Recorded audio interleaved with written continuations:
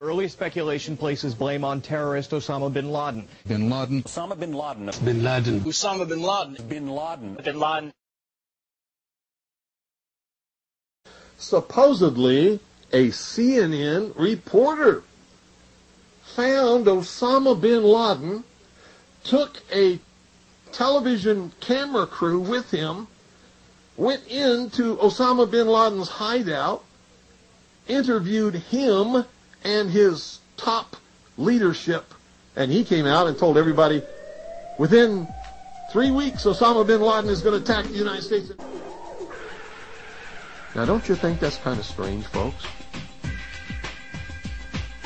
You see, because the largest intelligence apparatus in the world, with the biggest budget in the history of the world, has been looking for Osama bin Laden for years and years and years, and can't find him.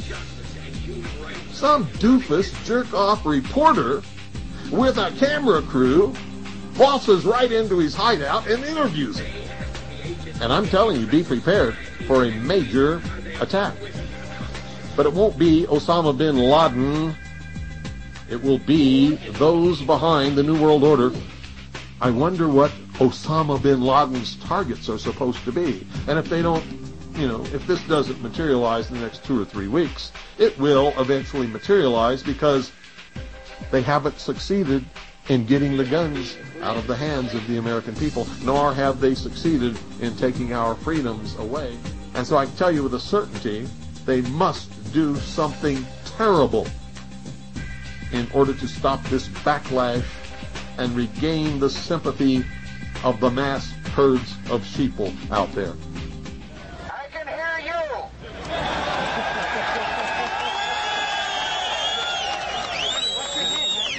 I can hear you. The rest of the world hears you. And the people who knock these buildings down will hear all of us soon.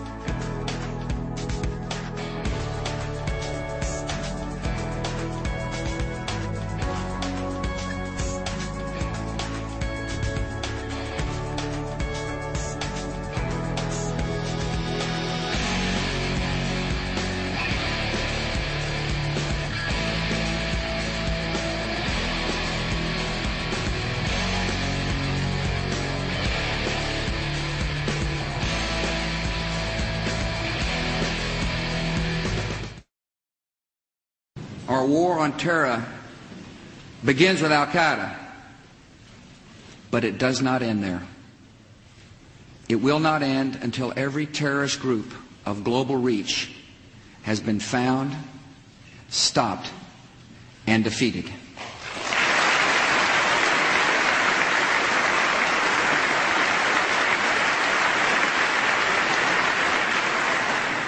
Americans are asking, why do they hate us?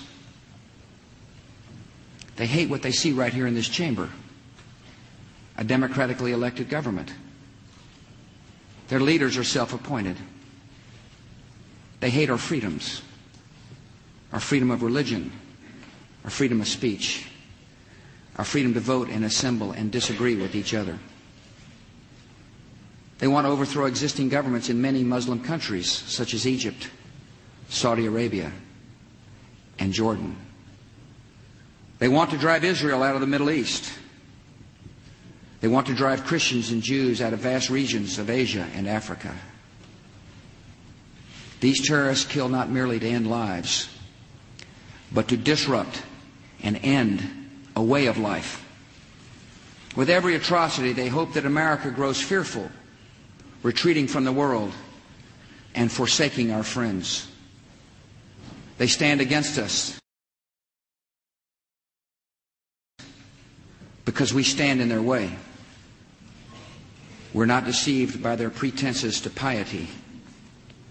We have seen their kind before. They are the heirs of all the murderous ideologies of the 20th century. By sacrificing human life to serve their radical visions, by abandoning every value except the will to power, they follow in the path of fascism, Nazism, and totalitarianism. And they will follow that path all the way to where it ends, in history's unmarked grave of discarded lies. We will direct every resource at our command, every means of diplomacy, every tool of intelligence, every instrument of law enforcement, every financial influence, and every necessary weapon of war. Either you are with us or you are with the terrorists.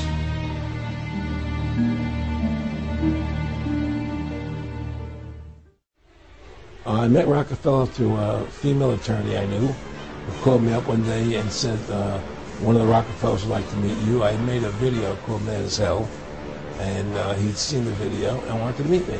I knew I was running for governor of Nevada. Well, sure, I'd love to meet him. And I met him, and I liked him, and he was a very, very smart man. And we used to talk and share ideas and thoughts. And he's the one who told me 11 months before 9/11 ever happened that there was going to be an event. Never told him what the event was going to be, but there was going to be an event, and out of that event, we were going to invade Afghanistan to run pipelines from the Caspian Sea. We were going to invade Iraq, to take over the oil fields, establish a base in the Middle East, and make it all part of the New World Order. And we'd go after Chavez in Venezuela. And sure enough, later 9/11 happened. I mean, why do you think 9/11 happened and then nothing's happened since then? Do you think that our security is so great here that these people who pulled off 9/11 who were able to can't knock down another plane? Come on, it's ridiculous. 9/11 was done by people in our own government and our own banking system to perpetuate the fear of the American people into subordinating themselves to anything the government wants them to do. That's what it's about, and to create this war, this endless war on terror. This whole war on terror is a fraud. It's a farce. Let's rewind back to Building 7. Some people will claim the combination of structural damage and fire is what brought it down. The picture that NIST likes to use conflicts with other pictures concerning the damage of Building 7. If they're going to claim structural damage along with fires was the cause, why didn't this building collapse after the Oklahoma City bombing? Its damage was a lot greater than Building 7's. A lot of people don't realize that FEMA and NIST withdrew the claim that fires and structural damage were the cause of the collapse. First they said fuel oil tanks caused it, then they retracted that theory. They then said the North Tower's debris knocked down the central support pillar, then they retracted that. They said it was structurally built incorrectly, then they retracted that. Now they're saying they don't know. The Red Cross rep was like, he goes over and he says, well, you got to stay behind this line because they're thinking about bringing the building down. They didn't say what building, they just said bringing a building down. So we're like, okay, we'll take their word for it, we'll stay behind the line.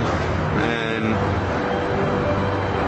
he went over and he talked to one of the, through all the commotion, he goes over and he asked one of the Red Cross, or one of the firefighters, what was going on. I guess, I don't know if he got an answer or not. He came back over with his hand over the radio, and what sounded like a countdown. And at the last few seconds, he took his hand off, and you heard 3, 2, 1, and he was just saying, just run for your life, just run for your life. And then it was like another 2, 3 seconds, you heard explosions. Like, boom! It's like a distinct sound. It's not like when compression, like boom, boom, boom, boom, boom, like floors that were dropping and collapsing. This was a boom, and like you felt a rumble in the ground, like almost like you wanted to grab onto something. That, to me, I knew that was an explosion. There was no doubt in my mind.